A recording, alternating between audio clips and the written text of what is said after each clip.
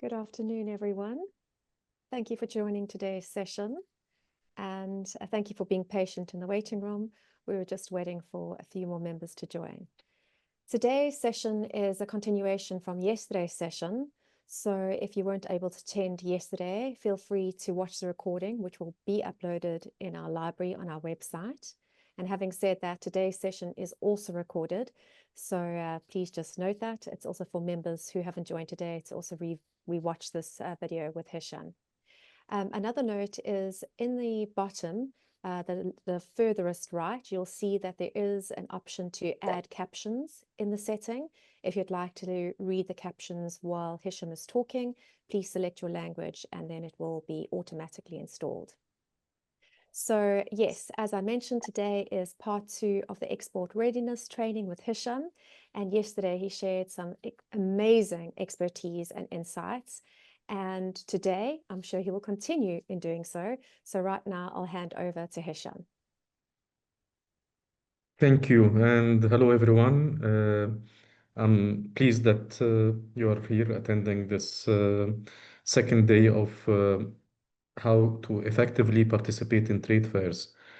Um, so, if you don't know me, my name is Hisham El Gazzar, and I have started working in the handicraft sector in 2002. I founded my company YADAWEE. We export Egyptian handicrafts since then, and for the last 18 years, I'm working as an export consultant, and I'm currently the chairman of the World Fair Trade Organization, Africa and Middle East region. So again, I'm very happy that you're here, and yeah, let's talk today about how to effectively participate in trade fairs. So, trade fairs is, and will still be one of the most important methods of reaching out to your international buyers. And uh, uh, I'm really sorry, I'm just. Uh, and In order to reach out to international buyers, uh, you have to uh, think about going to international trade fairs. This is one of the most important methods. But not only that, also trade missions are very important. And they try to have online trade fairs after the COVID, but it really didn't work out as going to the physical trade fairs and meeting buyers face to face. So after the COVID, it was a bit ups and downs with the physical trade fairs. It didn't go back to the how it was used to be before the COVID, but still it is one of the most important ways of reaching out to the international buyers and exhibiting your products. Um,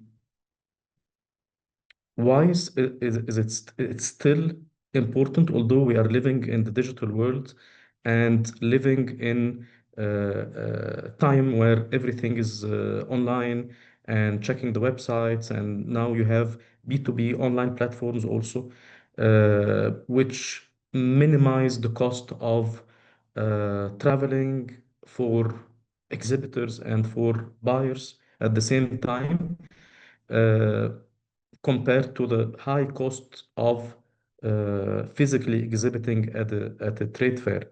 But still, somehow, the physical presence is still important because trading, it's about connecting with people. It's about meeting people face to face, getting this trust from people when you talk to them face to face, when you see the products, when you touch the products, check the quality. These are all things that, although the digital platforms are trying to get better and better in different ways of showing you the products and communicating with facilitating the communication between the sellers and the buyers. but still it cannot compare to meeting face to face. So again, yes, the trade fairs are a bit facing some difficult times, but companies are still making very good orders from trade fairs, meeting very good potential buyers, and doing great business with them. So to maximize the presence at trade fairs, we need to understand that trade fairs will give you direct market access. So you will meet buyers face to face. It depends, of course, on the trade fair that you will be attending. We will explain more about the different trade fairs that you have in the different markets. Also, it gives you invaluable market insights about the competition, about the trends, about the prices, about maybe product development, and so on. Also, it gives you visibility and credibility. So when you meet people face to face, it builds trust, and buyers can see how professional you are from the way you set up the booth and from the way you present your products. Also, uh, by exhibiting at international trade fairs, you expand partnerships. So you will identify new distributors, agents, strategic partners, retailers. So again, you will meet different people who are attending the fair, especially when we talk about professional B2B fairs. These are the type of visitors that you will get. You will get big brand names, department stores. You will have visitors from designers who are visiting the show, looking for new ideas and new raw materials or products that they can use in their new designs. You will meet with maybe also fulfillment partners. You will meet with people trying to advertise their online platforms. Maybe also buying agents for different brands. So these are all type of people who are coming, retailers, people who are selling online.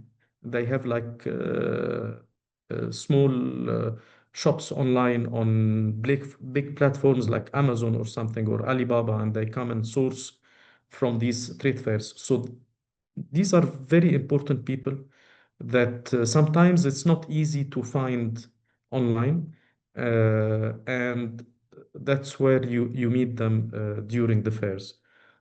And also, one of the most important thing by being present at a fair is that you will get a real-time product feedback. So people who are visiting your booth or buyers who are visiting your booth will give you on the spot feedback about your products, what they like, what they don't like, what they're interested in, what they're not interested in. They will comment maybe on the quality, on the type of So these are all very important discussions, out of which you will get very important feedback about your products and your prices and packaging and so on.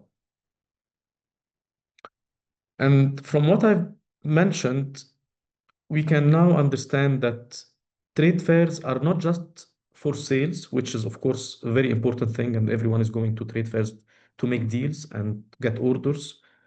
But there are other things that are equally as important as making sales, which are linkages with different organizations, with buyers, networking with new and current buyers. And this is very important for companies who are going to the same trade fair for the second time and third time and fourth time, I always tell them, don't forget about your current buyers, because sometimes I see companies who are falling into this mistake. They focus on acquiring new buyers, and sometimes they just forget about their current buyers who are putting money in your company by placing orders. So please don't forget about your current buyers while you are trying to search for new buyers. And make sure that before you accept new orders, your capacity of production can uh, or is able to accept new orders. So, because sometimes I see companies who are accepting orders from new buyers, which is affecting the orders of their current buyers. And then they fall into this mistake of their current buyers are not happy and their new buyers are not happy. And sometimes they end up by losing both of them. So just take care of that. And then, as I mentioned, getting the feedback about your products, your prices, packaging, everything. And then one of the most important things about trade fairs is that it's like your gateway of doing market intelligence. Because imagine if you as a producer and you want to gather some information about your competitors. Imagine if you go knocking on their door and telling them, can you please let me inside your factory? I want to see your production line. I want to see your raw materials. I want to see your prices. They will definitely end up kicking you out of the factory. But at a trade fair, every one of your competitor is giving away their catalogs, they're showing their products on display. Sometimes the prices are on the products. You can see the prices, you can understand, and if some of them they don't know you, maybe you can just walk inside the booth, act like as you are a buyer or something, and just talk to them and get more information about your competitors. So trade fairs are one of the most important source of information when you are trying to do your market research. And then this is where you see all the new trends.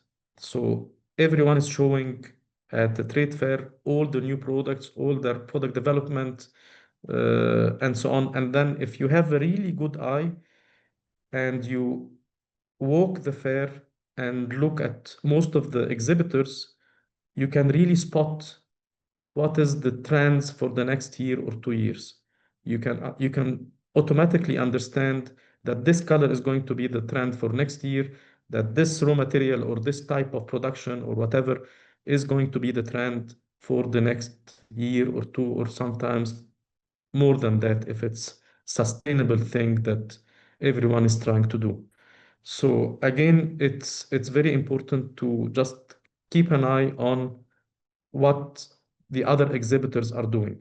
And then also you can see maybe that someone has a new technology that they're using in production, or the different marketing ideas that they're using to market their products, or the packaging that they're uh, doing for their products, or product development, or even exchanging information. One of the most, or the most information, or the most knowledge that I personally got by when I was exhibiting at different trade fairs was from my fellow exhibitors, the ones who are the one to the right, the one to the left, the ones in front of me. Because at a trade fair, it's a long day. It's usually from 9 to 6. And it's not all the time that everyone is busy. So sometimes we end up free, we end up just chit-chatting with each other. And then this is the best time when you can get very good information from them. You can just ask, how did you ship your samples? Uh, what offer did you get from the organizer of the fair? What other trade fairs do you go to, and which ones are good and which ones are not good? How did you do with the customs when you are getting the samples into the country? Uh, Packaging, all these small information that by just chit-chatting with your fellow exhibitors around you, you will end up by having very good tips and tricks and information that will help you with future trade fairs. Also with ideas, with know-how, maybe with production. Sometimes you just talk with the neighbors about how they produce their products. And also, one of the things that I saw several times is that by attending trade fairs, new opportunities of cooperation are created. So I saw several times that maybe two exhibitors exhibiting beside each other, they decide to cooperate and have a product and produce a product later on. They produce a product with their own different raw materials, for example. And then you have two companies who are exhibiting at the same fair. On the next fair, you find them cooperating and they have one product or maybe several products that they did together.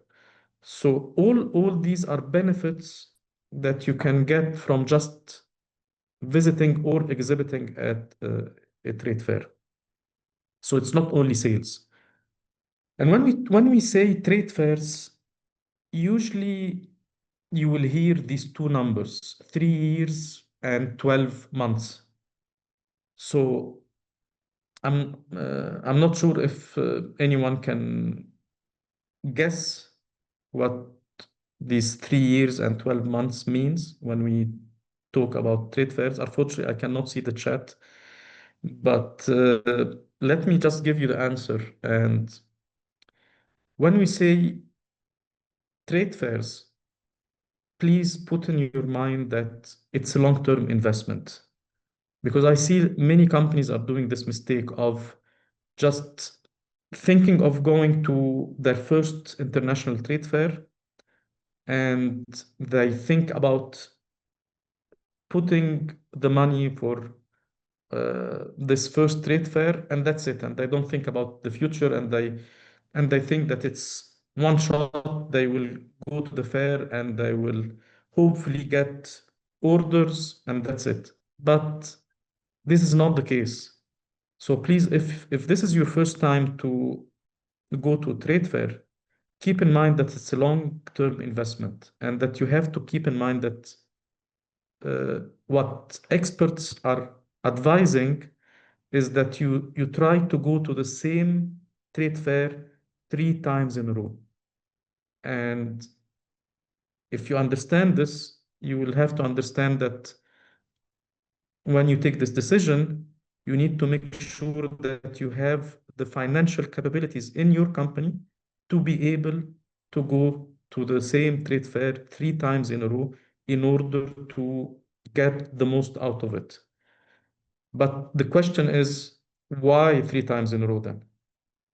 Because simply as that, if you go to a professional B2B trade fair, you're going to meet professional buyers, and these professional buyers, they understand that sometimes companies, they just come for 1 year and then disappear. So they don't want to risk dealing with a new company. That's point number one. Point number two is that professional buyers, usually they have allocated budget for placing orders. And usually most of this allocated budget is going to the suppliers that they are already dealing with. So they go to the trade fairs mainly to meet their suppliers and to see the new items so they can place orders with them. But while they're doing that, they just walk the show or walk the fair and look around to see who is coming new, and maybe collect, they get your business card, your brochure or whatever, and then they keep it in mind, but they most probably they will not take the risk of placing an order with you unless really they see that you are very professional and you have something unique product, and then maybe they change their mind and then they decide to maybe place a small order or try sample with you or whatever. But if you don't have this, maybe they see something, a nice product, but maybe it's not that unique. Maybe they just get your business card and wait for another year and wait to see if you're going to come the next year or not. So then this is the second year. When they see the second year, then they will start to say to themselves, okay, they have been here for 1 year, and then they made it for the second year. So most probably, this is a company that we can trust. Because these are professional buyers, and I understand that going to international trade fair is very expensive and very costly for exhibitors. So if you can make it 2 times in a row, this means that you are a company that you are uh, standing on a stable ground, and then they feel that they can trust you, and maybe they can give you a chance to work with them and start placing orders or small orders.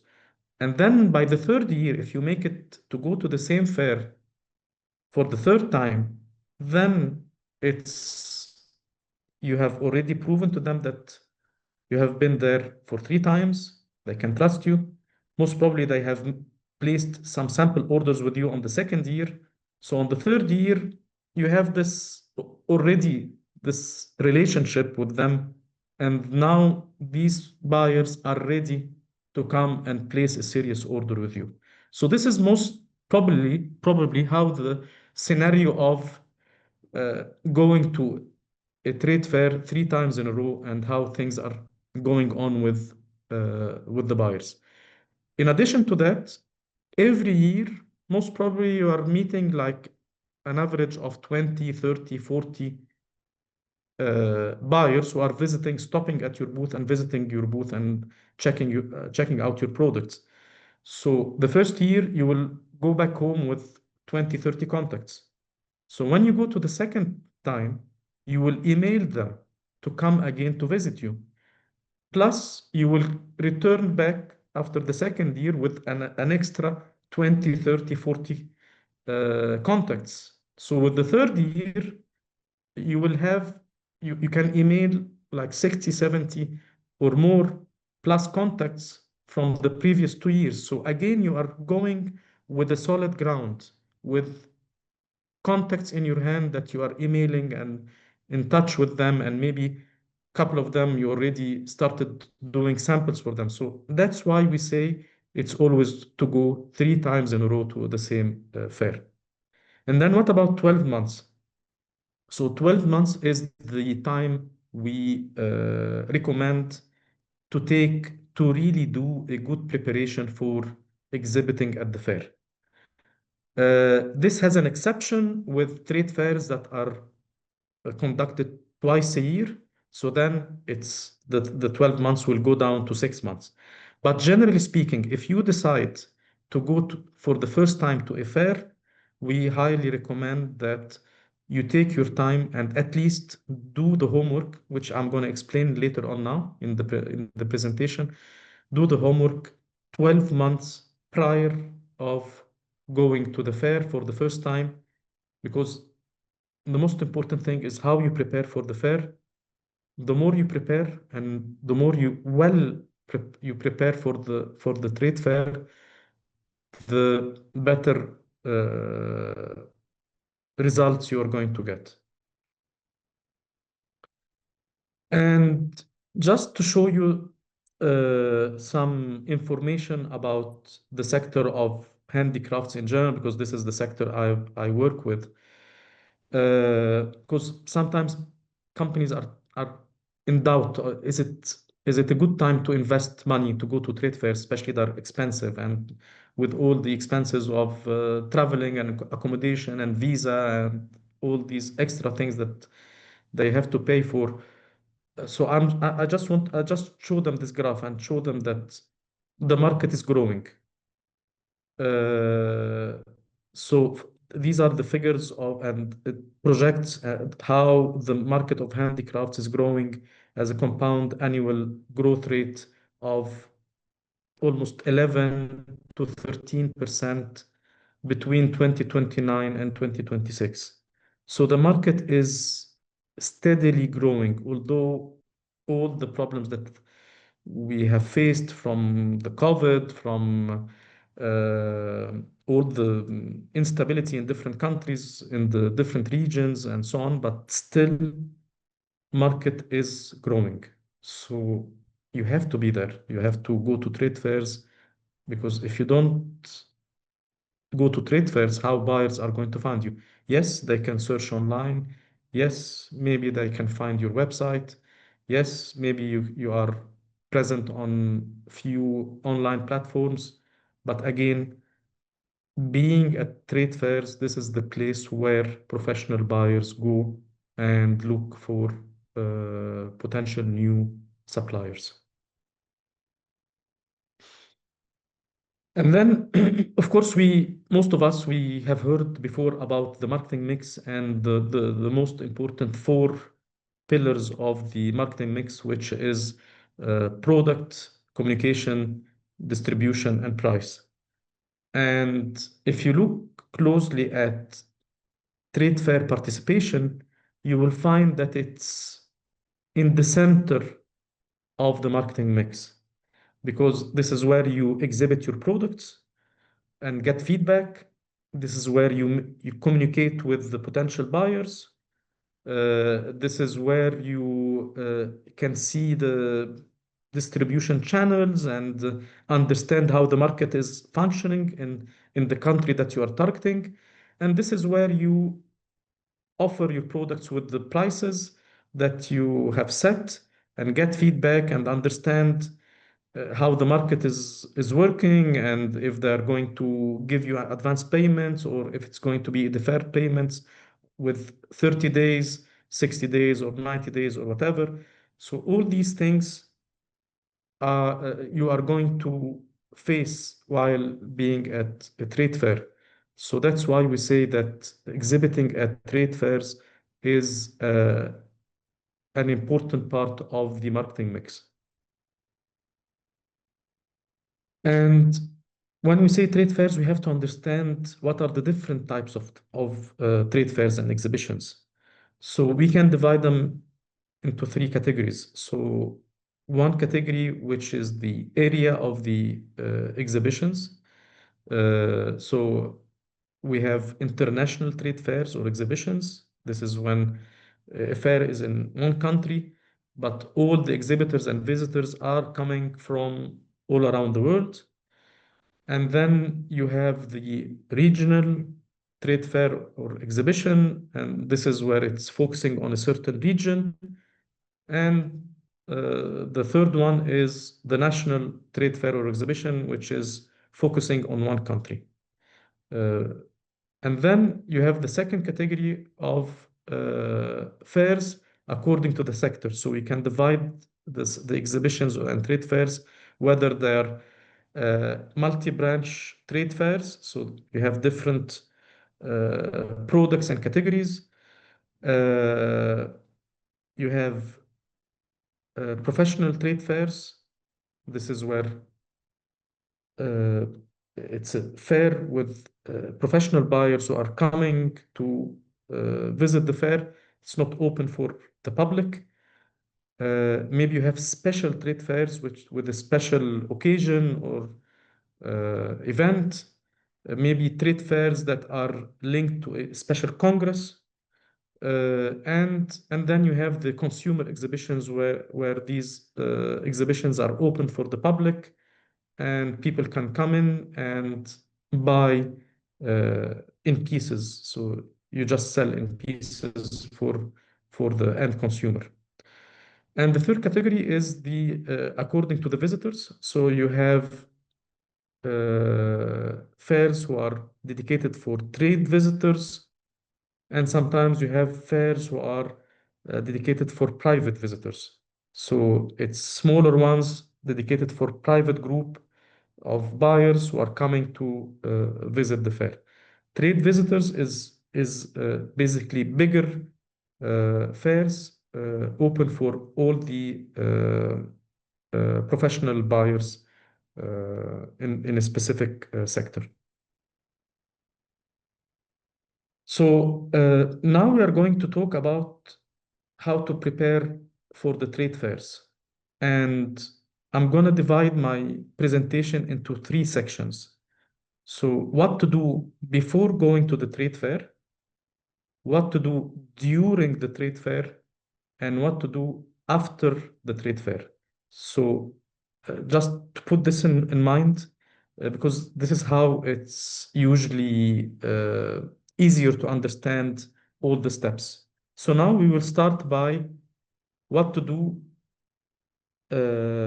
before going to a trade fair. And in my opinion, this is the most important step of the three.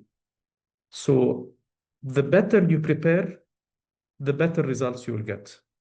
So, because this is, again, this is one of the biggest mistakes I see with companies, that they just go to the trade fair and they hope that people while passing they will stop at their booth and that's it.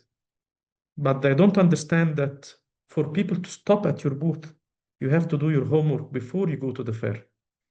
So what are the steps that you should do before going to the fair? First thing is you need to make sure that you are selecting the right fair. And therefore, you have to go through these selection criteria. First criteria is you should look at the target market and product fit. So, does the fair that you are looking at specialize in your category of products? So, maybe you are selling luxury products. Is this fair is the good place for luxury products or sustainable? Or if you are doing sportswear, for example, or whatever the products you are doing, you have to ask yourself, is this the best place to be there in this country? And then you have to look at the buyer profile. Uh, who are attending this fair?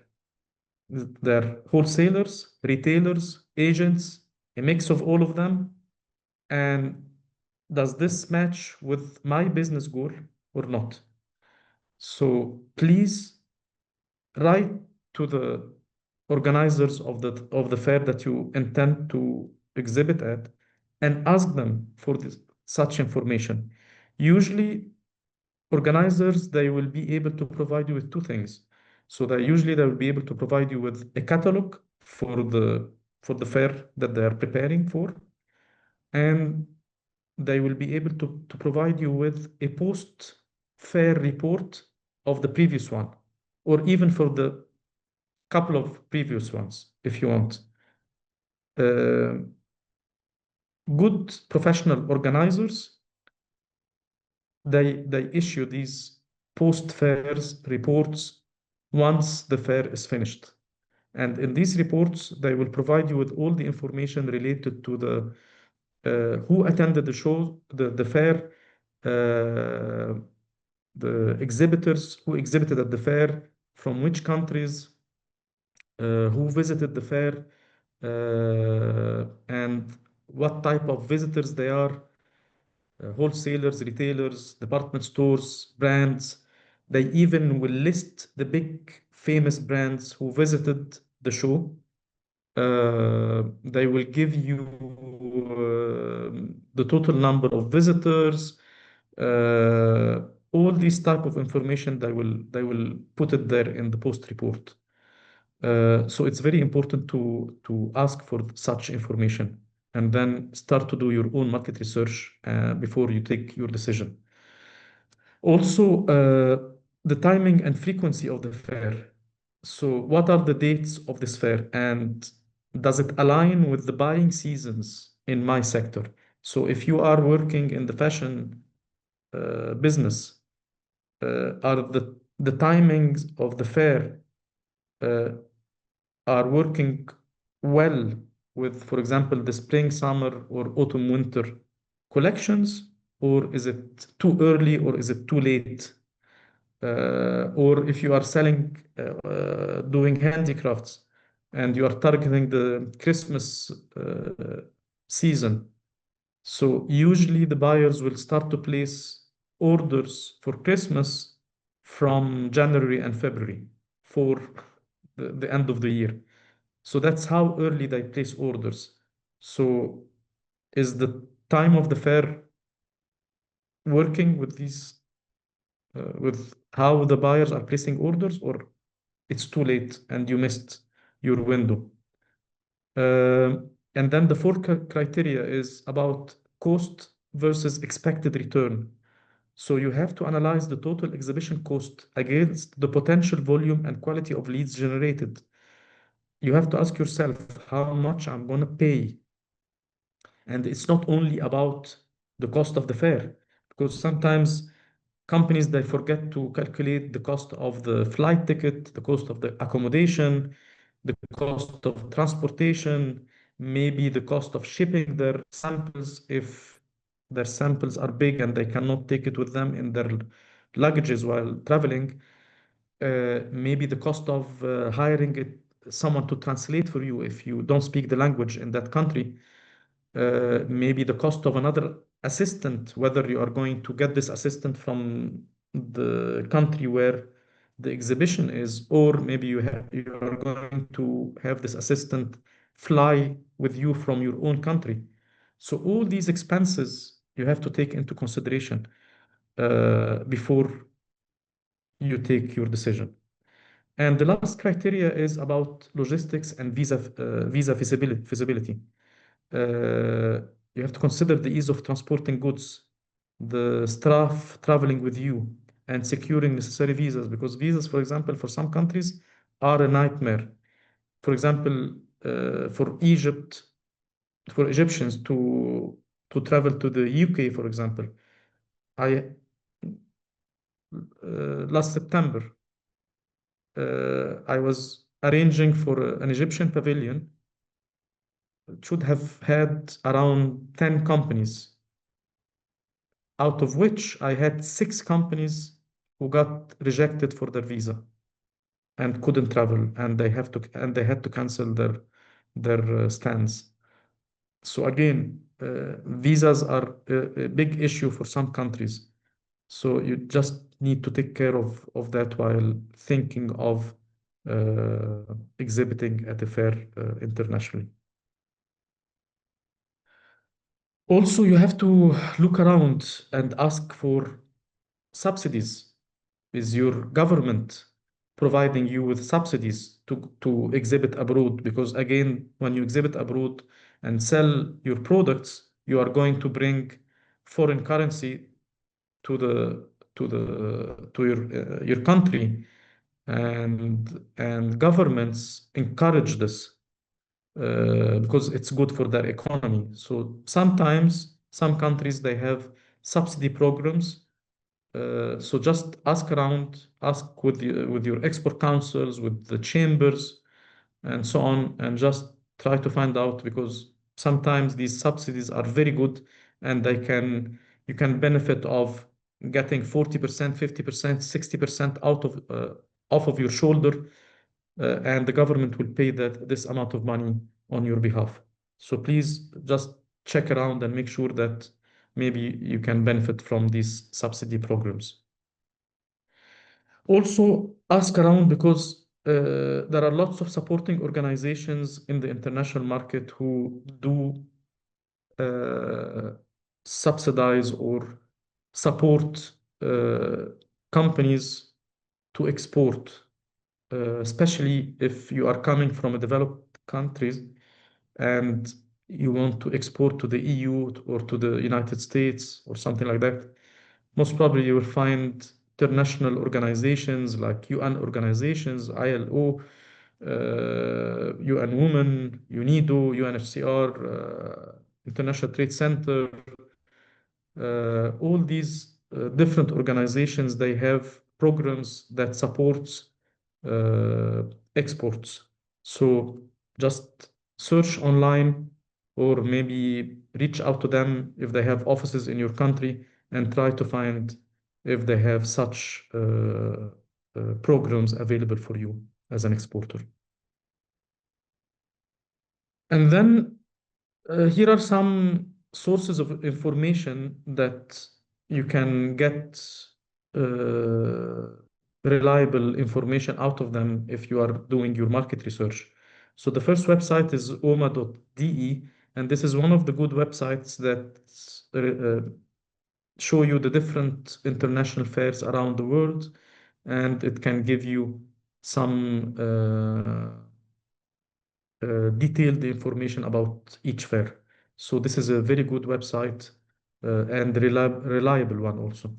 The second website is CBI. This is the Dutch organization related to the Dutch government, and they support lots of exporters from different countries, and they have a very good market information platform online, and it's completely for free. I highly recommend checking this website. The third website, it's the World Fact Book by the CIA. They have some information about all the different countries around the world, and it's very beneficial to also check it out because although it's a bit general, but still the information in there is very beneficial if you are looking to target a specific country. And then the intrasan.org, which is the website made by the ITC, the International Trade Center. Also, again, it's one of the very good websites with lots of information about trading and HS codes and potential countries for your products and so on. So this is a very good website also, and it's also free of charge. So all of them are free of charge actually. And then I highly recommend to reach out to the commercial offices if you have such commercial offices, because some countries do, some countries don't. So you have to check with your government. Sometimes they have commercial offices embedded in their embassies around the world. So if you are targeting a certain country, maybe you can reach out to the commercial office in that country, uh, and they will be able to provide you with lots of information about trade fairs, about potential buyers, about information about what this country is importing and so on, and maybe the prices in the market. So they do have lots of information because they are based in the country that you are targeting. And they're part of your government. So they're there to help you as an exporter to be able to penetrate the country that they are working in. Then you have the chambers of industries. Also, sometimes they will help you to participate in international trade fairs. Sometimes they have bilateral agreements with other chambers of industries in other countries, and that's why sometimes they have good offers in international trade fairs abroad. Same thing with export councils. Uh, they can help you again participate in international trade fairs, but again it's different from one country to the other, so you have to check with your chambers of industries and export councils and all these governmental organizations, and check which one of these can really help you to export your products and to identify the best trade fair for your product. And then last but not least, it's the trade fairs websites themselves. You will find lots of information on them. So you will find the exhibitors. They put the information about who is exhibiting in their website. They put information about the previous fairs that they did. You will find information about maybe trends, upcoming trends. Maybe you will see links there for their YouTube channels, Instagram page, Facebook page, LinkedIn, whatever, all these social media platforms that you can follow. And from all these social media platforms, you can gather very valuable information. Some of them, they do podcasts or free webinars on YouTube. So really, if you follow the trade fairs websites, you can get very valuable information about these trade fairs and about the markets that you are targeting. Uh, Google is your best friend. So, of course, search using Google. That's what I used to say several years ago. But start maybe for the last few months or the last year, I started to say, please use AI, because since AI invaded our world with ChatGPT and all the other similar AI applications available there, you can really get lots of valuable information. But again, as with Google, as with AI, you need to double check the information that you're getting, just to make sure that they're giving you information from reliable sources. So please double check the information that you're getting. Then again, sometimes you get information, as I told you, from post-show reports. But you have to remember that post-show reports are written by the trade fairs organizers. So just take the information inside them with a bit of grain of salt. So just read the fine lines and double check everything and just see if the information makes sense to you or not. So I'm giving you here one example. Uh, if you look to the right, you will find that they say UK leads the world in e-commerce. So when I first saw this title, I was like, that's a bit strange. Okay, yes, UK, of course, is an advanced country and developed country and so on, but usually when we talk about e-commerce, the first thing you think about maybe US, maybe China. These are mainly the two first countries I would think of. But when they say UK leads the world in e-commerce, then something is a bit fishy here. And then if you look with the small writing, you will read that they say this is online sales as percentage of retail. So they they got these figures by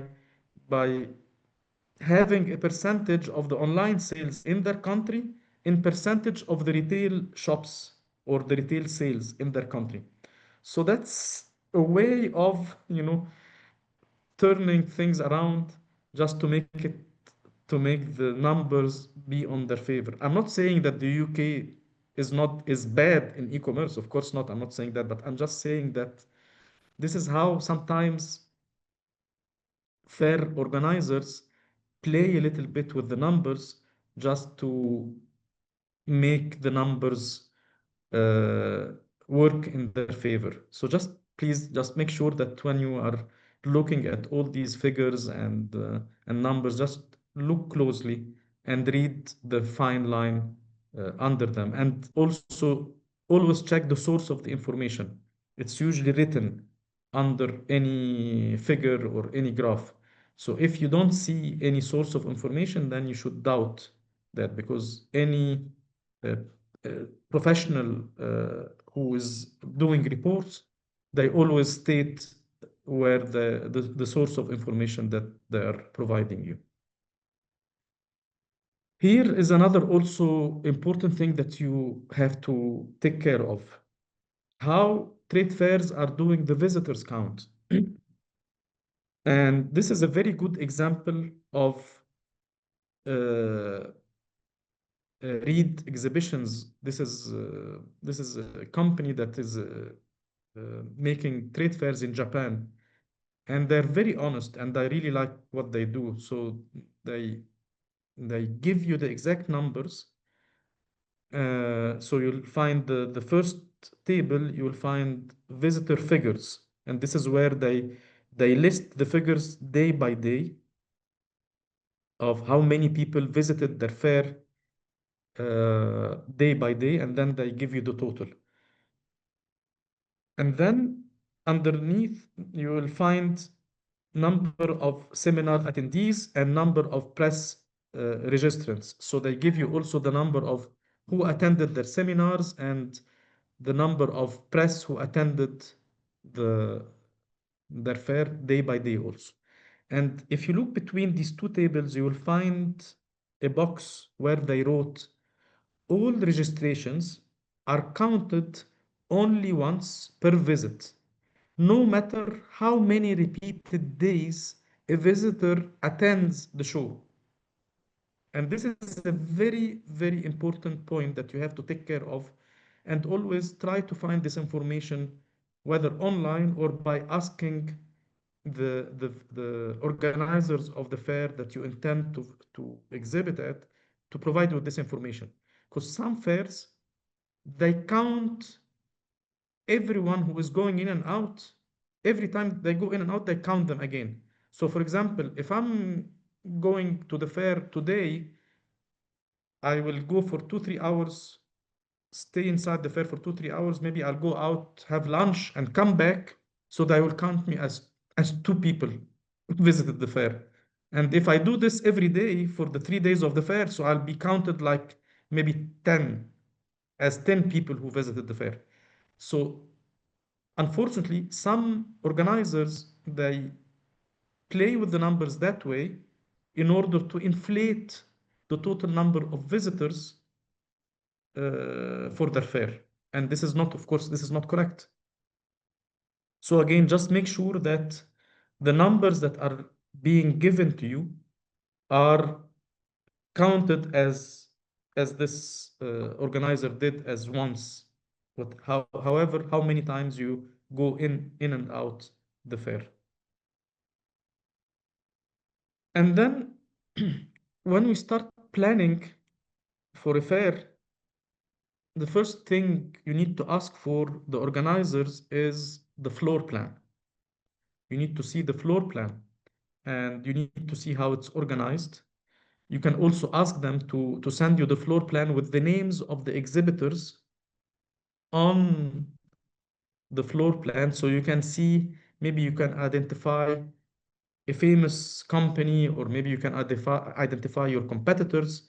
So you just know where they're located and where you want to be located, because you don't want, for example, to be located inside 50 Chinese companies and you are in the middle of them. So this will be a nightmare for you, for example. So just try to understand the available locations and who is around you, which countries, which sectors also, and so on. Um, Sometimes also experienced exhibitors, they will ask the organizers for the floor plan of the previous show so they can see who exhibited and where they were located, in order to identify first, to identify if this fair is good for them or not, by seeing all the other exhibitors from last edition, and also they try to understand which locations are better. Okay, so by comparing the floor plan from the previous edition and checking the floor plan for this edition, you can start to understand how things are going. Then, by looking at the example that I'm showing you here, this is one of the nightmare and worst floor plan you can see ever in a fair. Usually the best floor plans are the ones that they just have vertical and horizontal lines. This is the best one. And usually professional fairs, they will stick with this way of having horizontal and vertical lines for the stands. But if you see a floor plan like this with rounds, and then the visitors will really have a hard time going around the fair and they will lose their way. So please avoid such floor plans and such fairs in general. And you will, by seeing such a floor plan, you can understand that these organizers are not professional. And then you have to ask them about their system of reserving a stand. Some organizers, they have the system of first come, first serve. So depends on when you sign the contract, they will send you the final floor plan, and whatever the available stands, you just send them your preferred location that you want to get for yourself. And other organizers, they don't allow you to choose. It's or if you choose, you have to pay for it. So they have VIP locations. It costs you more, and they will send you this information when they send you their price list, their card rate with all the prices. So they will tell you. So if you want a corner booth, for example, you will have to pay an extra amount like that. If you want your booth being placed on the main passage beside the entrance or whatever, or beside the VIP location for, I mean, the VIP lounge, or beside maybe the catwalk, if it's a trade fair for fashion, then you have to pay more. Sometimes it's the organizer are doing like that. So it depends. So you have to ask your organizers about their system of reserving the stand that you want. And then here, this is a proper floor plan. So this is now here, this is what I've been telling you about. You can see that the floor plan, it's all vertical and horizontal lines inside all the holes. So it's very organized and very easy for the buyers to walk in the fair and to walk in the different holes and not losing any exhibitor.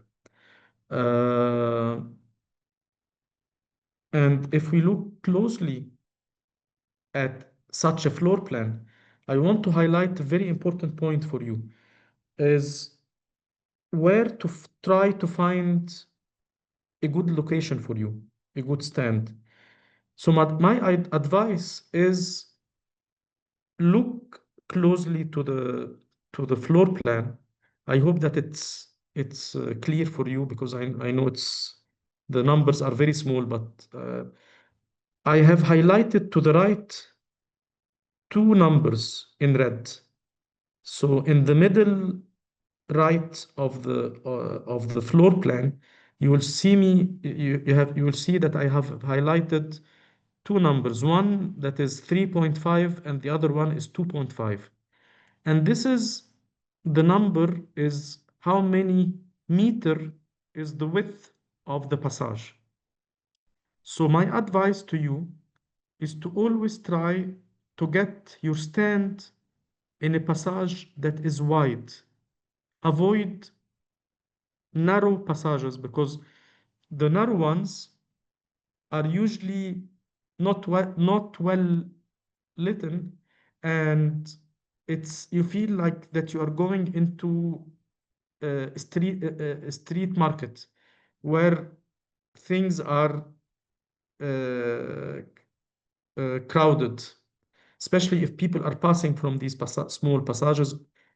People try to avoid them, and if you have your stand in a wide passage,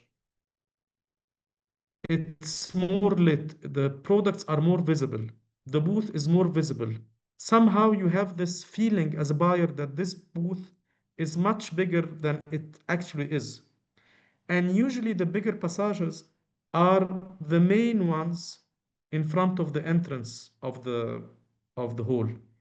So always try to look closely to the small numbers for the that shows how big the passage is, and always try to find empty booths at these passages. And the best option, of course, is to have a corner booth where both corners are on big passages.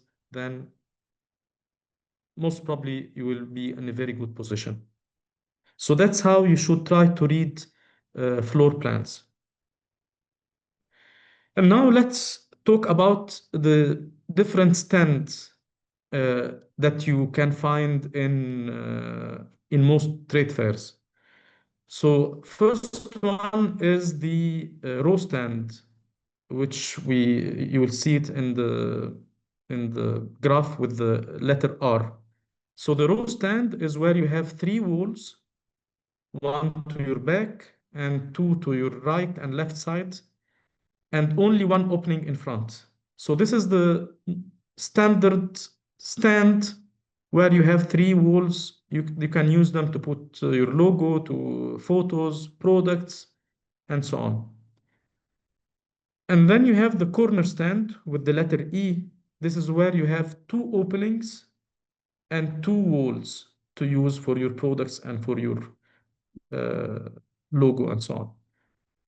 The third option is the and stand with the letter K, and this is where when you have only one wall at your back and and three openings. So you have the one to the left, one to the right, and the one in front of you are all opened.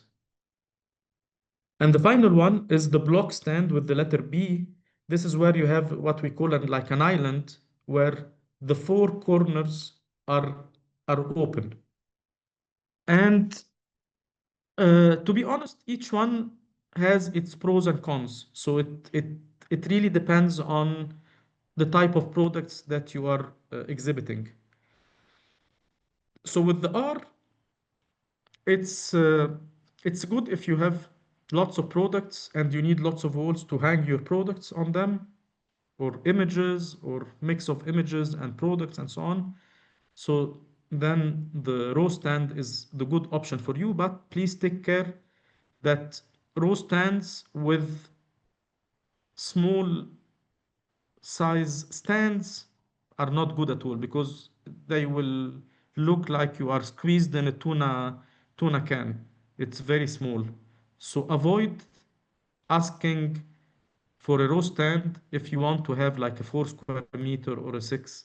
So the minimum should be six, but I always recommend 9 square meters if you are going to have a row stand.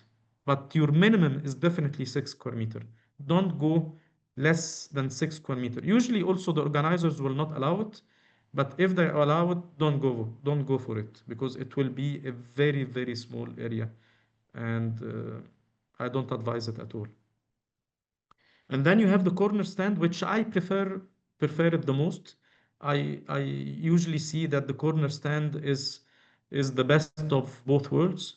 So you have two openings, especially if you, as I mentioned in the previous slide, if you manage to get this corner stand with big passages, so people will see you from two sides, and then you still have two walls to use them for your products and for your decoration and so on. And for the case stand, usually I see this stand the most with companies who are doing candles, things like that. So usually they have the back wall for to put a big logo for their company, and then they have tables in front of them where they put their candles and so on. So if you have candles or similar products, the case stand will be good for you. And then the final one, the block stand. Usually I see this with companies who are selling cars or big machines or tools where you need people to move around your product from all directions. And your product is a big product and you place it in the center of your booth. So again, this is when I see people using the block stand. But again, it's up to you. I see lots of people doing creative things with different stands. So it's all up to your imagination and your design at the end. And then we have the booth and furniture packages. So most of the organizers, they will be offering you standard booths with standard packages for a certain amount of money. If you are new to exhibitions and trade fairs, I highly recommend going with these packages to avoid the hassle of building your booth or designing your booth because it can be really very costly. So I highly recommend that if you are new into the business of trade fairs, just go with one of the packages that organizers will offer you because you will just take your products, you'll find everything ready for you, just go put your products and that's it. Maybe have some posters or whatever, but most of the things are there, and you can see what they offer you. So it's different from one organizer to the other. Maybe one they give you, I don't know, more shelves, more spotlights, tables. Maybe others will give you less. Maybe one will give you a plug so you can charge your laptop or whatever. Others will charge you for that as an extra cost. So it's different from one organizer to the other, but more or less they're the same.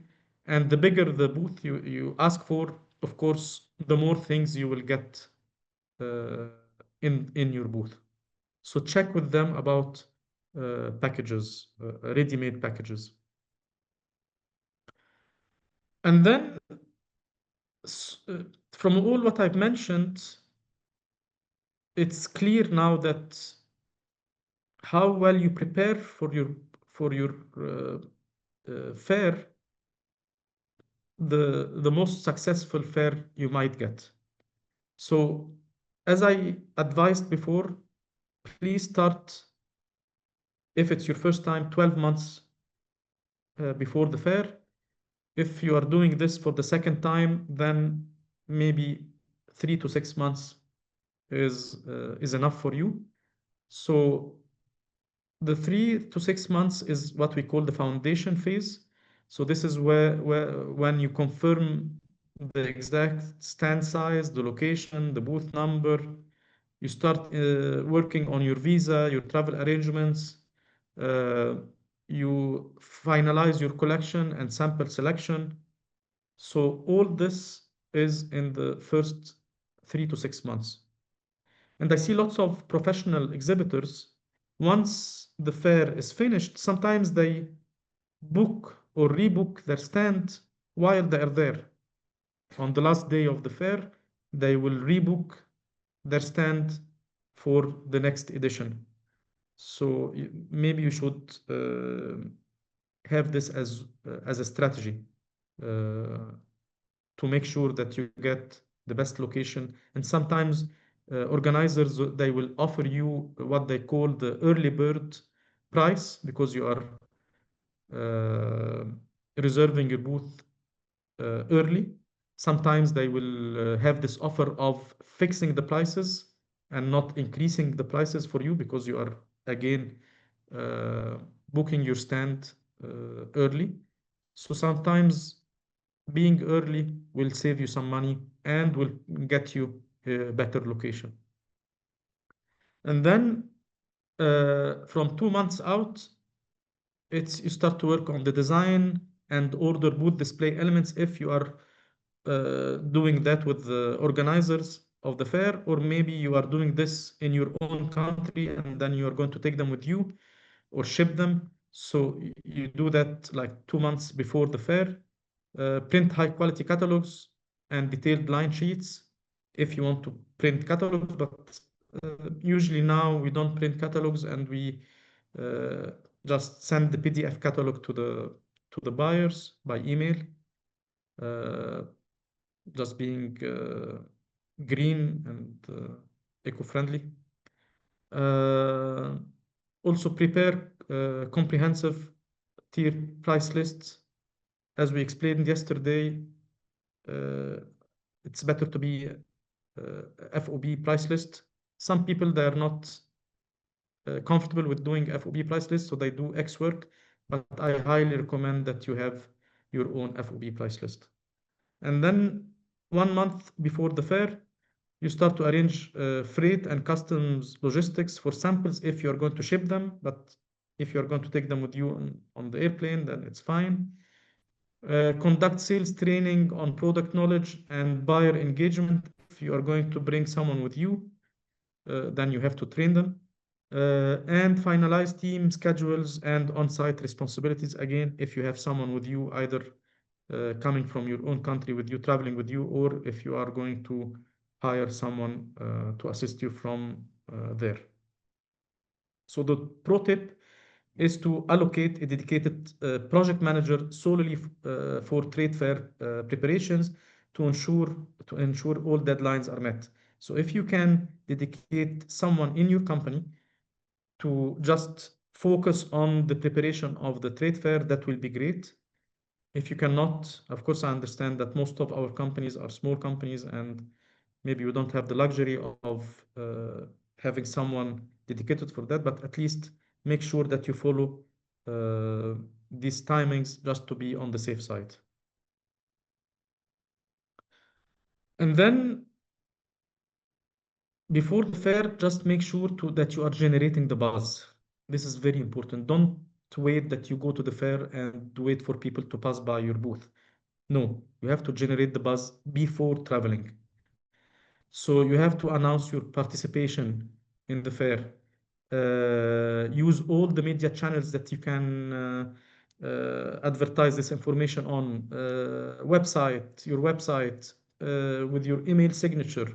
Uh, and most of the organizers of the fairs, they will provide you with such banners and designs and logos or whatever's or email signatures on their website. So please go check their websites for the trade fair website.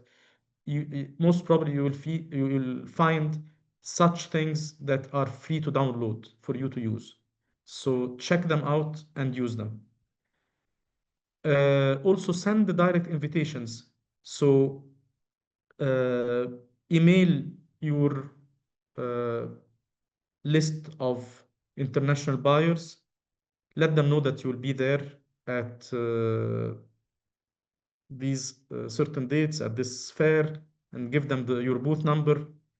Offer them a sneak peek of the collection in your email. Maybe request a time slot for having a meeting with them if they're coming and visiting your fair. Sometimes we offer them free tickets to enter the fair. Some fairs are for buyers; they have to pay money to go to the fair. So by offering them free tickets, they will most probably answer your emails and engage with you. Also, fair marketing inclusion. So, request to be featured in the fair organizers' newsletters. They send newsletters to. Sometimes they offer these things for free. Sometimes it's not. Sometimes it is. So you have to ask and use all these options. Newsletters that they're sending, printed guides, their official app. Sometimes they offer complimentary services. Just ask about them. Sometimes they have a press room dedicated for the press, people who are visiting the fair. So sometimes they give you a free small shelf to put your catalogs or to put a press release there or something like that. So use all these free services as much as possible, please. Also, same thing with the VIP lounge. Sometimes they have a place there where you can put your catalogs. Just put them. You never know who will pick up your catalog.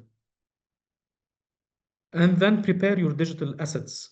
Ensure all materials are easily shareable. Use QR codes on invites that link to a digital lookbook or a simple contact form. So use QR codes as much as possible. Now people hate, or I'm talking about buyers, they hate carrying back uh, kilograms and kilograms of catalogs. That's what we used to do 10, 15 years ago in the trade fairs. I used to come back from trade fairs with a bag full of catalogs that was like 20 kilos or 30 uh, airplane uh, going back and extra luggage. Especially now, most of the people are flying in and out using budget airlines. So usually they're traveling with their backpack. So just give them your business card with a QR code on it, or maybe a postcard with a QR code on it, so they can remember you. And by scanning the QR code, it takes them directly to, I don't know, maybe your website, or maybe cloud storage platform where you have all your digital assets, from catalogs to lookbooks to price lists or whatever. So it depends on you. But again, use this as much as possible. Uh, I'm sorry, it's a bit small, but here, if you are planning for the 12 months, I have listed most of the things that you need to prepare for and when you should start doing that activity. So these are all the activities and when you should start to do it. So we will be sending you the presentation and then maybe you can enlarge it on your screen and check it out. Some activities may be applicable for your product, some may not. Just check it out and see what works for you and what doesn't.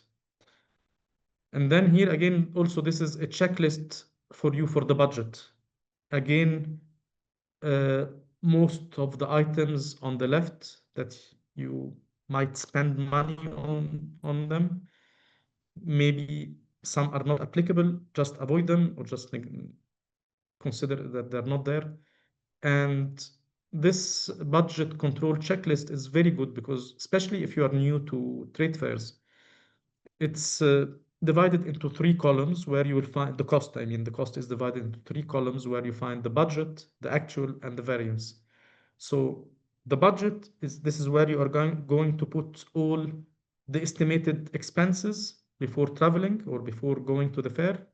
And then after you finish the fair, you are going to put what actually you spent and then see the variance at the end if you did it in a correct way or not.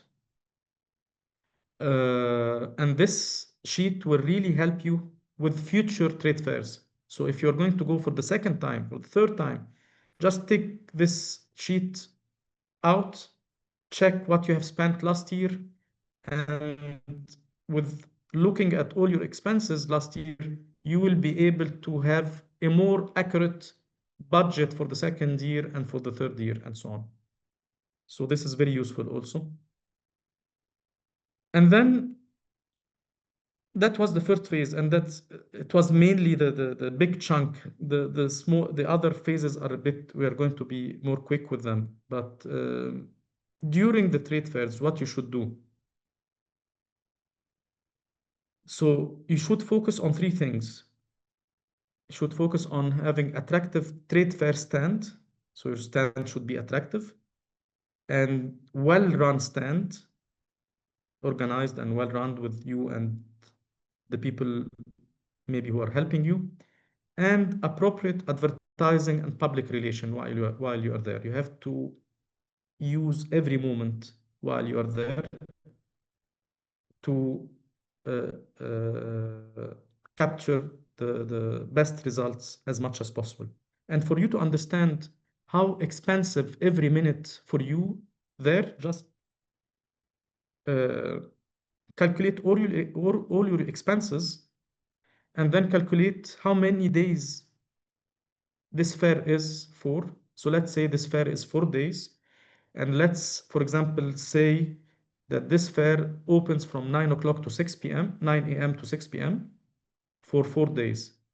So just multiply the number of hours in the number of days and calculate how many minutes uh, there are in these 4 days, and then divide the total cost of your expenses by the number of minutes, and then it will give you a figure of how much every minute you are standing in your booth it's costing you. And if you calculate it like that, you will really try to capture the best of every minute while being in the fair, because you will know that every minute is costing you like $10 or $5 or $2 or whatever. So it's a nice and different way of understanding how the fair is or how every minute is costing you at the fair.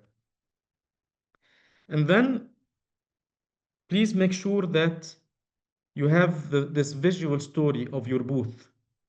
When designing your booth and presenting your products, make sure that it's open and clean layout, that the lighting and the colors that you are using in the booth are matching, that you have a display hero product visible for everyone to see, and a clear signage for everyone to see your brand. And maybe if you want to show that you have certain certificates or whatever, it's important to show beside your logo.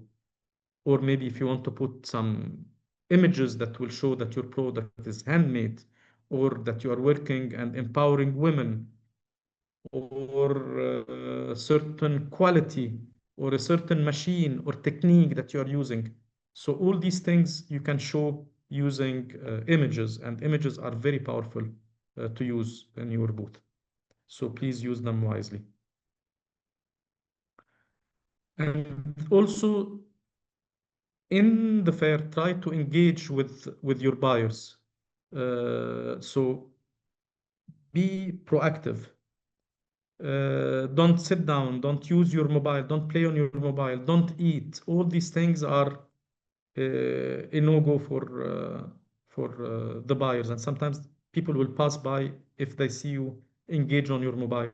This is not the time to play games on your mobile or to check your emails or whatever. All these things can be postponed after the fair. Also, you need to qualify the needs quickly. Listen to the people stopping at your booth. Ask them questions like, what markets do you serve? What price points are you currently sourcing? Are you a retailer? Are you a wholesaler? By asking questions, you will be able to give them the answers they're looking for. Also document interactions. So take notes of everything is being discussed. It's very important for you to get back to them after the fair, because believe me, you will forget. And also this will show you, the buyer, that you are a serious person, and never ever rely on your memory. Also maintain transparency. So don't lie. Uh, be realistic about production capabilities, timelines, costs, and always remember that honesty is the best thing to have with your potential buyers. And then data management. So the samples with the prices and the orders. Uh, Always have the sample strategy in your mind. Prepare exactly one finished sample that is clearly labeled, and with the style number, with the material composition, or the prices, and this is shown clearly on your stand. Also have an organized price list with the minimum order quantities, payment terms, shipping options. Also have standardized order forms. So if someone will want to place an order, you can take their contact info, all the quantities, the products that they're looking for, any remarks, and so on. And then lead sheet is king. So for every interaction, please capture the buyer's company, contact details, product interest, specific follow-up actions. This drives post-fair conversation. And here you can see a template for such form where you can gather all the information. It's very basic. You can put the business cards, staple the business cards on the side. If they don't have a business card, you can write their information on the sheet. Just write the date, who wrote this sheet, because maybe if you or have a colleague working there, then you know which one of you met this buyer. You can write if this is a new business or existing customer, and write if this is very important or less important, and then put all your remarks, and then put the follow-up required that you need to do when you go back to your country. While you are at the fair, don't forget to attend lectures and events. These are very valuable. So if the trade fair is organizing lectures and events, these are usually for free to attend, and they bring very high profile speakers. So please try to attend them and use them as much as possible. Of course, to be able to attend them, you will need to not stay at your booth and leave your booth. That's why we highly recommend that you always go to trade fairs in two. in order to be able to move around and check these lectures and events, check competitors, check other exhibitors, and so on. And again, check competitors while you are in the fair. This is the best location to do to gather market information. So for do's and don'ts, I'll skip this one because I have a small video that I will show to you. It's very nice to see, and it will capture all the do's and don'ts in a very funny way. Let's watch the movie quickly.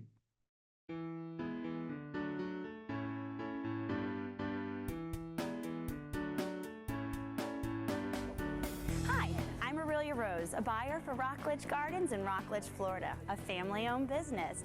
There's a few things that keep us coming back to your booth every year. Here's 12 do's and don'ts that will maximize your experience at the upcoming TPIE show. Don't hide your identity. That looks nice. That's pretty. Yeah. It's like a landscape the way you do it there. Yeah. Do you think that's a booth? I think it must be a demo area. Do tell us who you are. Oh, this is pretty. I like that. Yeah. Oh, it's Lazy Sago.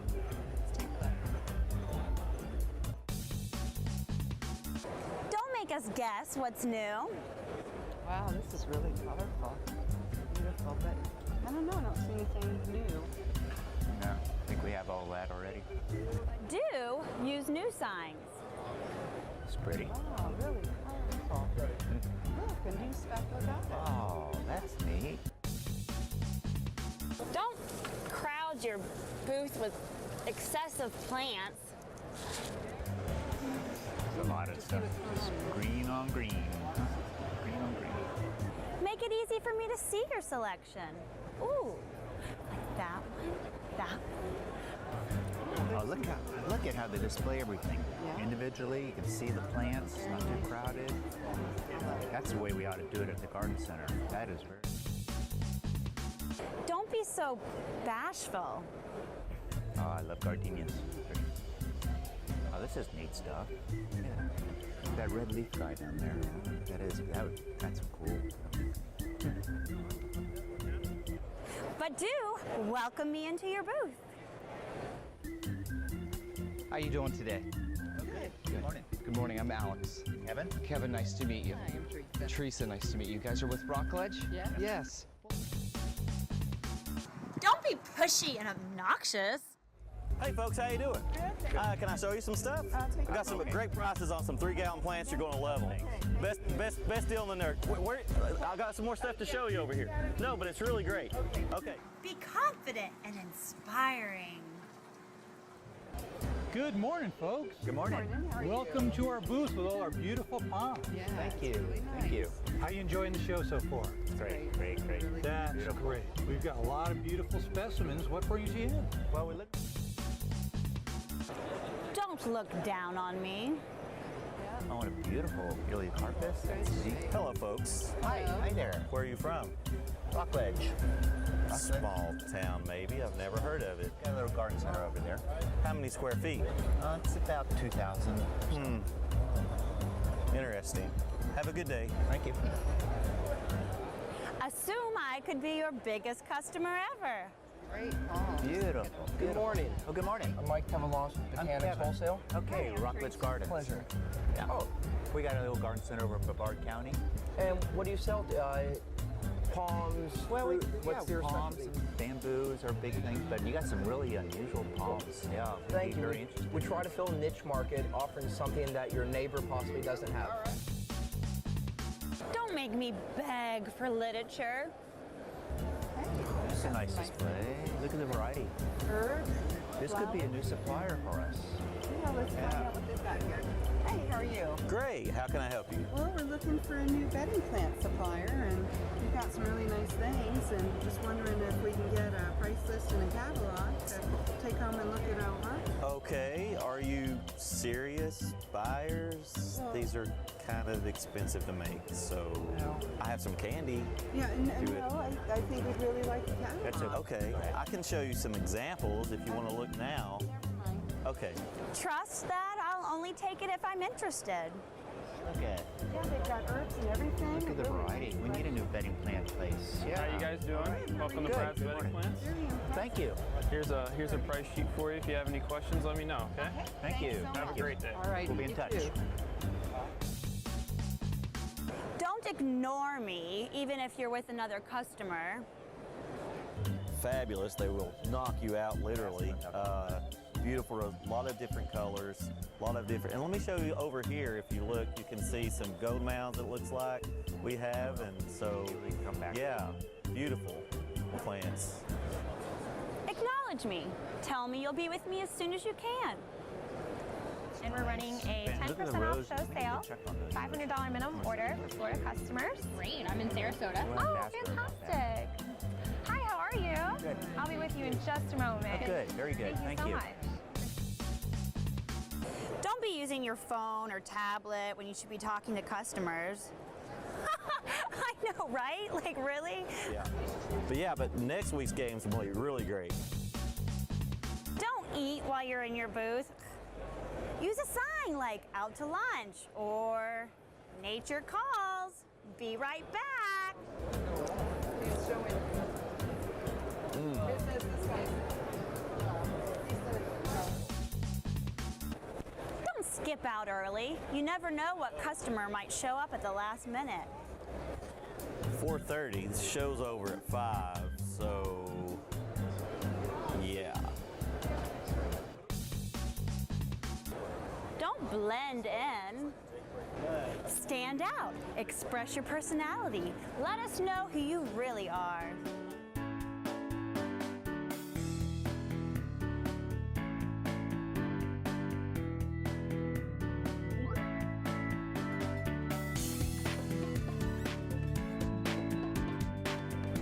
Well, I hope that helped you out a little bit and that you can come in with some fresh ideas to help grow your business for the upcoming trade shows. I'm Aurelia Rose, and we look forward to seeing you at TPIE.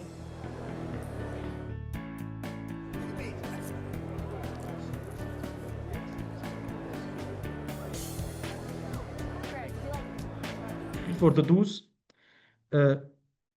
when you choose the staff that are going to be helping you at the booth, please choose the best, because buyers, they will relate the staff to your company, and if you don't choose the best, then it's most probably you can easily lose the interest of the buyers. Try also to stand out of the crowd. Give staff an official attire. Ask staff to wear comfortable shoes because it's a long day and they will be standing most of the day. Also give them branded badges. Always ask insightful questions. Make sure to get visitors' contact information. This is a very, very important thing. And always please make sure that if the buyers are going to tell you scan our code, just make sure that what you scan is really giving you their information, full information with email and so on. Because sometimes when you scan the information, you end up by getting their company name and that's it. So please make sure that when you scan, you are getting the full information. And when they write to you their contacts, make sure that you can read their handwriting. Because so many times you go back to your country and then you look at the papers that you have and then you cannot read their emails or you cannot read their handwriting. And then that's a lost opportunity. If it's option, maybe try to use display monitors or projection screens or maybe large TV screen if it's compatible with what you're selling. Some people, they use their iPads or laptops. This could be an option also. Listen more while talking to the visitors. Send emails to potential clients on the same day if possible. That's really something that I really stress on. I know that at the end of the day, you go back at the hotel and you are really tired and you want to sleep because you have to wake up early the next day. But if possible, try to have templates of emails that you can quickly send to the buyers who have visited your booth on the same day, because sometimes these buyers are there for 2 or 3 days And maybe by receiving your emails or your catalog or price list on the same day, they will decide to come back to you on the second day. And maybe they will decide to place an order with you. If you cannot do it, maybe have a colleague in your own country to do that for you. You can just WhatsApp them a screenshot of a photo of the business card of the buyers every day, and they can do it on your behalf from your country. So that's another option. Always bring traditional sweets or giveaways to offer to your visitors. That's a nice thing to, to loosen things up with your visitors and keep them in your booth and talk for longer time, especially if they're good buyers. Definitely don't show up unprepared. Don't talk bad about your competitors. Don't talk with your team instead of focusing on visitors. I see lots of people laughing and making jokes inside the booth and not taking care of people passing by. Don't keep sitting at the back of the booth and engage in personal calls or surf the internet. Please don't eat and drink in the booth. You can drink coffee or something, that's acceptable, but definitely don't eat. Don't overpitch your product's features. Also, don't print a lot of sales literature. It's having like 100 business card or 100 postcard. Usually that's more than enough. Don't forget to bring plenty of business cards and bring pens and calculator and pencils and all these things and stapler and these small things that you need. And definitely don't arrive late and leave early, because you never know when your best ever client will pass by. Sometimes we have a very good client at the last 5 minutes of the day, or maybe in the first 5 minutes of the day. So don't arrive late because you have decided in the morning that you need to go buy your coffee and you come half an hour late. Or don't leave early because you want to catch up this shop that you want to do shopping, and then you leave half an hour early. So please don't do these mistakes. And finally, the last thing is what you're going to do after the trade fair. So definitely follow-ups, follow-ups, follow-ups, and I can keep on saying follow-ups for the next 10 minutes. So follow-up is the key here after the fair. Usually within the 48 hours, send personalized thank you emails referencing specific discussion points, confirming next steps, and attaching a brief digital lookbook. As I mentioned, if you can do this on the same day when they visited you, that's the perfect scenario. Within 1 week, send the detailed catalog, finalized quotation based on their stated MOQs and comprehensive terms of business. And within 1 month, follow up feedback on the samples and the pricing. If they haven't ordered yet, ask specifically why, try to push them, maybe try to make phone calls, try to understand if your prices are too high, wrong timing for ordering or whatever. So just keep on pushing as much as you can, but in a professional way, of course. And then try to organize your leads by tier. So you have the high potential, you have the medium contacts, and then you have the long-term contacts. Track all communication in a centralized CRM if you have such an application, or at least use the spreadsheet and Excel sheets. Ensure your response is consistent and professionally branded. And then try to calculate your return on investment. So, of course, if you have orders, that's the best scenario. Calculate how much orders you got and divide them by your expenses. So that will give you the return on investment. If you didn't get orders, at least calculate how many contacts you made during the event, divide them on your total expenses, and then you will understand how much did it cost you to get one contact in this event. So finally, it's discipline that beats luck. And please try to avoid these common mistakes. So avoid to have a poor booth organization, avoid to have lack of price transparency, avoid to have ignoring or avoid to ignore small buyers, avoid to have weak packaging and labeling, and avoid to do no timely follow-ups. So these are the most critical mistakes that exhibitors do. Please try to avoid them. So I'm done with my presentation. I'm like maybe 10 minutes later, so please forgive me for that. And now we can open the Q&As and the floors for the questions. I'm sorry I cannot see the chat, so maybe I can depend on. I will be assisting you on the chat. There were not that many questions. Well, thank you so much, Hisham, for this very long, very full and rich presentation. We had, I believe, Marcia, who asked, could you please advise which part of the world has a market higher growth? Is it Europe, America, or Far East? That's a very generic question. It's very difficult to answer without knowing your products and your expertise and how many years you have been in the market and so on. But let me tell you something. Everywhere could be a good place for your products.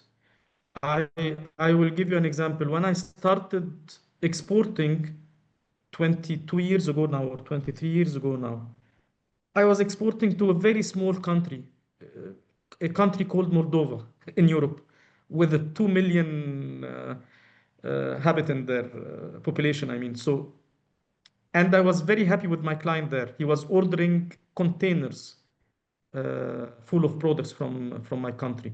So it's not about how big it is or how big because the bigger the country, the more competition it is. I'm not sure if you're familiar with the red ocean versus the blue ocean thing.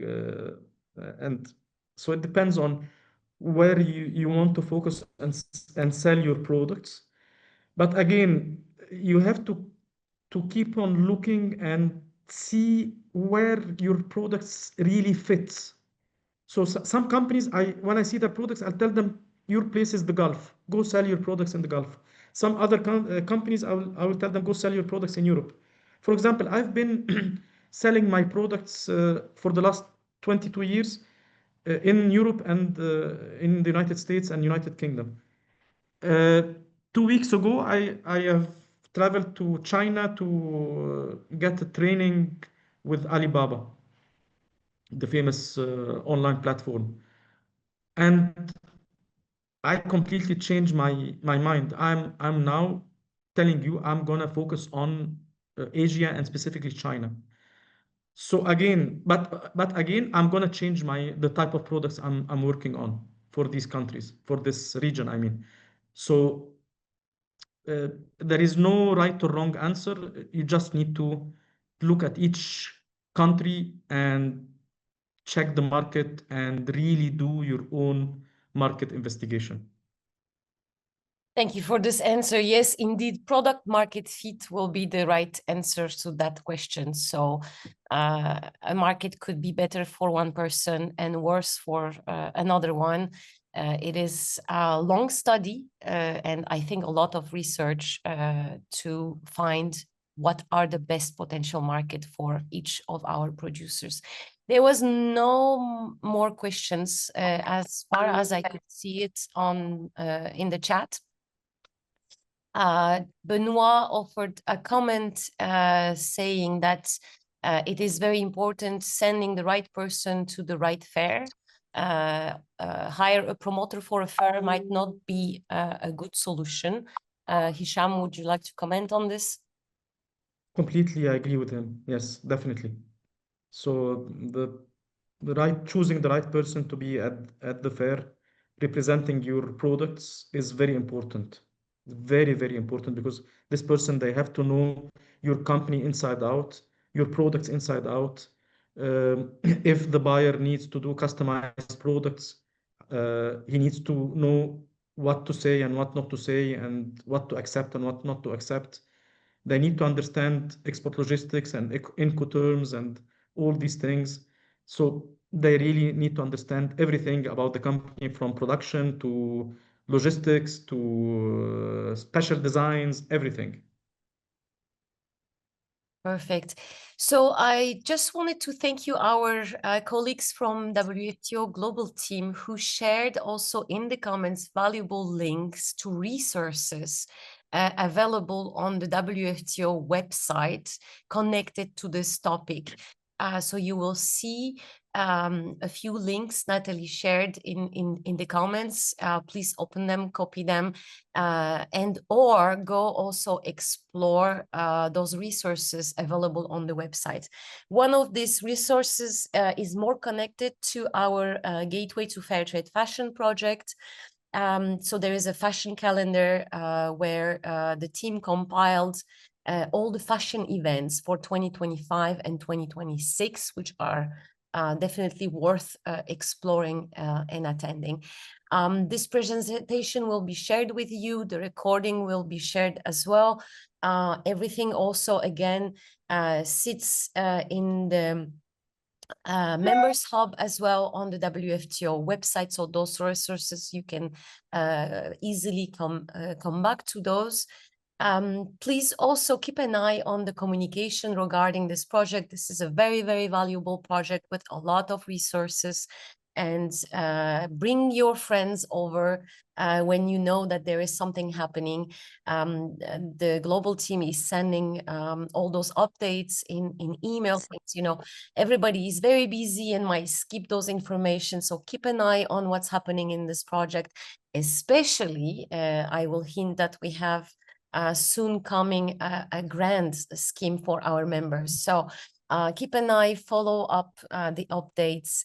And again, thank you very much, Hisham, for today's webinar, completing the one from yesterday, and giving us such so much value in a very short time. Thank you very much. Welcome. Thank you so much.